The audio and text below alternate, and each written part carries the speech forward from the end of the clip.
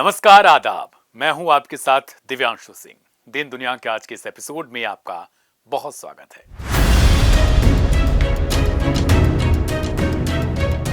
मौत का बदला मौत से ही लिया जा सकता है।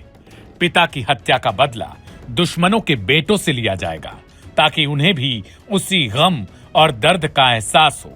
यह कोई फिल्मी डायलॉग नहीं, यह ईरानी आवाम के बाद IRGC की घोषणा है। ईरान के अंदरूनी हलकों से आ रही खबरें अमेरिका से लेकर इस्राइल तक गम का माहौल बना चुकी है। सदर डोनाल्ड ट्रंप से लेकर प्रधानमंत्री बेंजामिन नेतन्याहू तक सबको इन दिनों एक ही डर सता रहा है, पुत्र मोह का खौफ। अपने किए का वो खौफ जो 28 फरवरी साल 2026 को हुए उस हमले के बाद पैदा हुआ है। एक तरफ इस्राइल के प्रधानमंत्री बेंजामिन नेतन्याहू का यह दावा कि ईरान उनके बेटे की हत्या की साजिश रच रहा है, जिसके बाद उनके परिवार की सुरक्षा अभेद्य कर दी गई, तो दूसरी तरफ अमेरिकी राष्ट्रपति ट्रंप के बेटों पर ईरान का कथित इनाम और तेहरान के निशाने की सुगबुगाहट। तेल अवीव से लेकर वाशिंगटन तक हर तरफ सिर्फ खौफ और मातम पसरा है। क्या ट्रंप और नेतन्याहू ने सांप की गर्दन पकड़ने की चाहत में उसके जहरीले दांत पर अपनी उंगली रख दी है? एक ऐसी उंगली जिसे हटाने पर भी मौत का डर है और न हटाने पर भी जहर फैल रहा है। ईरान के खिलाफ शुरू किया गया यह युद्ध अब वाशिंगटन के लिए गले की हड्डी बन चुका है।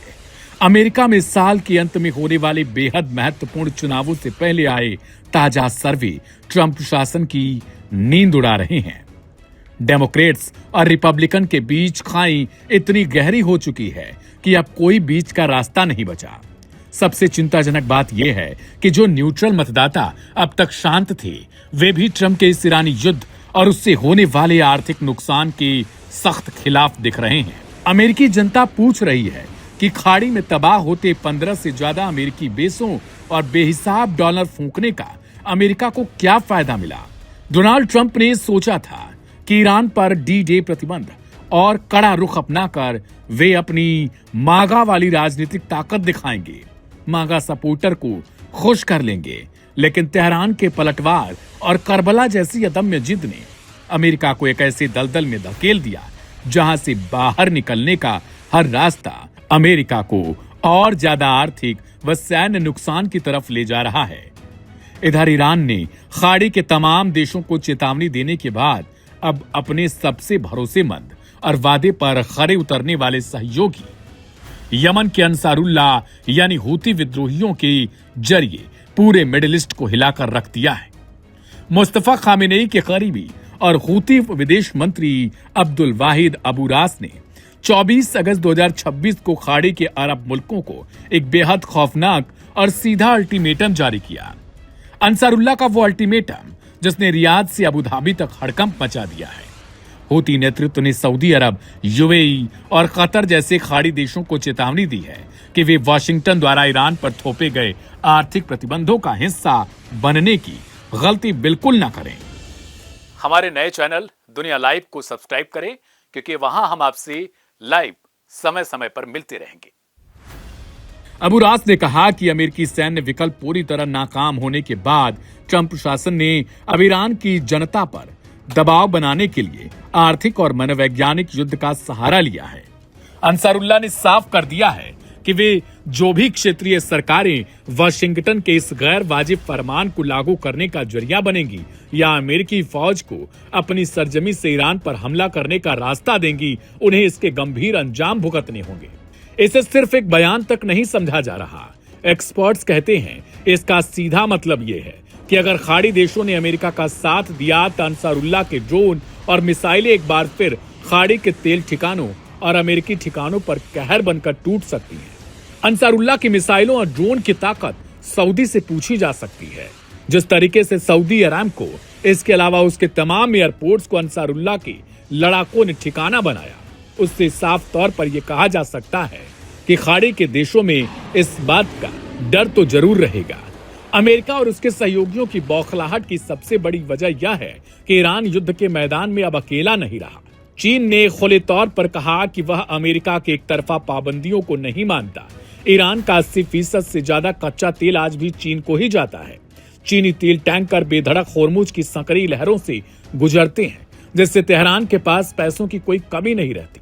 यूक्रेन में ईरानी ड्रोनों के इस्तेमाल के बाद अब रूस वह कर्ज चुका रहा है। रूस अपने एडवांस्ड रेडार और सैटेलाइट डेटा से ईरान को रियल टाइम इंटेलिजेंस दे रहा है। ईरान का $20,000 का शाहिद ड्रोन जब उड़ता तो अमेरिका को उसे गिराने के लिए $40 लाख की पैट्रियट मिसाइल दागनी पड़ती है। इस कम लागत ज्यादा तबाही वाले युद्ध ने अमेरिका और इसराइल की उन्नत वार मशीन को थका कर रख दिया। शायद यही वजह है कि डोनाल्ड ट्रंप ने अब अपने थोपे गए युद्ध से पीछे मुड़ने का फैसला किया है।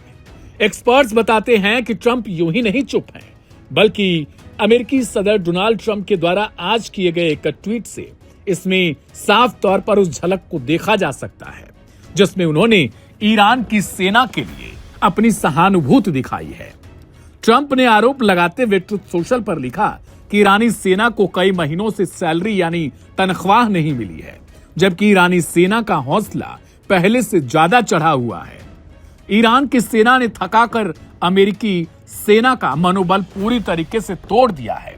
उसके बावजूद ट्रंप ने अपने ट्रुथ सोशल पर इससे भी कहीं आगे जाकर लिखा कि ईरानी जनता की हत्या हो रही है, उनके साथ बर्बरता की जा रही है। यही नहीं, बल्कि उन्होंने कहा कि पूरी दुनिया को इस पर अपनी नजर रखनी चाहिए। इसे लेकर जब हमने एक्सपर्ट से अपनी राय पूछी तो उन्होंने साफ कहा कि ट्रंप अब पुनः उसी नीति पर आना चाहते हैं जो वो 28 फरवरी साल 2026 को थोपे गए युद्ध से पहले रखते थे, यानी ईरान पर मनोवैज्ञानिक तौर पर उस पर दबाव बनाया जाए, उसके खिलाफ दुष्प्रचार किया जाए और इस एजेंडे में इसराइल का भरपूर समर्थन भी मिलेगा। और यही वजह है कि ट्रंप अब युद्ध की बजाय मनोवैज्ञानिक वार पर चले आए हैं। लेकिन सिर्फ यही तक नहीं देखा जा रहा, बल्कि अपने बेटों को बचाने के लिए अब अमेरिका की तरफ से IRGC के कई सैन्य कमांडरों पर $10 मिलियन की बाउंटी यानी इनाम की घोषणा की गई है। जो भी उनके बारे में सूचना देगा, अमेरिका उन्हें इनाम देगा। लेकिन पासदारान इस्लाम के आज भी हौसले पहले से कहीं ज्यादा बुलंद हैं। एक्सपर्ट्स कहते हैं कि जब ईरान को इस युद्ध में कोई हानि नहीं उठानी पड़ी, तो आखिर जज्बा किसका हाई होगा? क्या उस अमेरिकी सेना का जिसकी नेवल फोर्सेस को दिन रात खाने से लेकर टॉयलेट तक के लिए जंग लड़नी पड़ती है, या फिर उस ईरानी सेना के जिसने यूएस जैसी महाशक्ति को खाड़ी से खदेड़ने के लिए मजबूर कर रखा है? कुल मिलाकर कहा जा सकता है कि डोनाल्ड ट्रंप ने जिस युद्ध को आसान समझकर शुरू कर दिया था, वह आज अमेरिका के लिए एक राजनीतिक, आर्थिक और सैन्य दुःस्वप्न बन चुका है।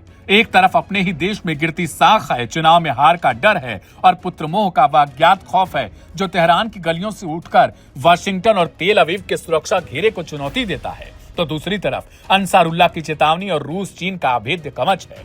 ईरान ने यह साबित कर दिया कि जब किसी देश के पास करबला जैसा अडिग इतिहास हो, साथ में रूस और चीन जैसी महाशक्तियां खड़ी हो, तो उस देश को न तो आर्थिक नाकेबंदी से झुकाया जा सकता है और न ही मिसाइलों से थकाया जा सकता है।